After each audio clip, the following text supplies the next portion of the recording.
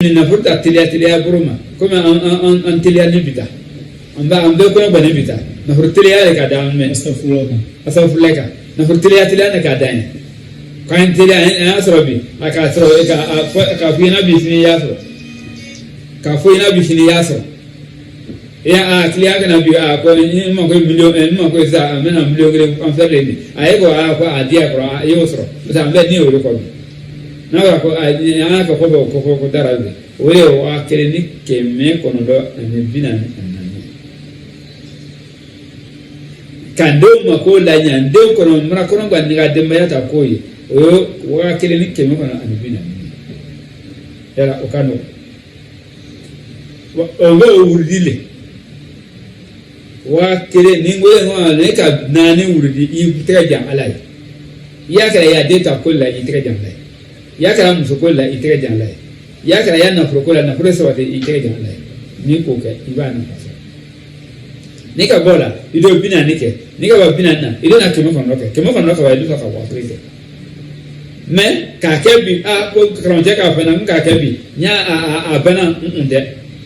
ni ka ka ibisa wata ka fotro ulobla ni ka ya manya ko yewa ka ka tirita annani ni ka ga amanya ko ya ka kaptoba ni le ka la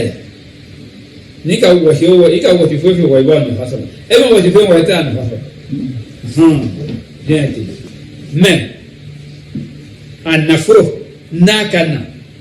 sama nafurule nakana wallahi ele be sira ni kana fusro ala ele be lenya mari akata sira ma ya barale hal ya baraka di kafrima nakana fusro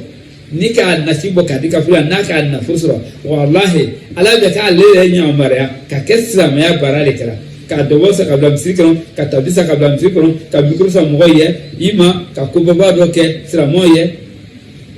ala be nyamara no me edde to la fio ko i doji ala be e la ulani ya abika da be o shiriba bozarra o ka kuma ko ngabe abe londa abisa ka ko ba to ko ima abda fa nan de abe hinawi ala be ka ne edde to la fio e ka to la wala ala be ka e makonya abele le makonya ki muso makonya ki do makonya ki ya fami makonya basi na frustra kunne ni ga na frustra ko hine da mandola ala wa ekele swadi ka elebo angela ka eke na frutie anga kabla kono ne kone de ala ka ni ke na fru ala ka ni ke ne ka ko anga kabla kono na frutie nye hine mbadmo tola ka waka hine badmo gorira no ka ke ala ben daraja men le ko ta hine nda badmo la me ko ba hine badmo gorira ala be nda badmo e simngel no daga no ko wala abeji al badmo ga ka kilaya le abeji lolo rabbi ala onna prosuba ala ta fa bom ambe na prosuba ka hina mbal monla ka hina simnona ka hina stramola onna pro ala ko diam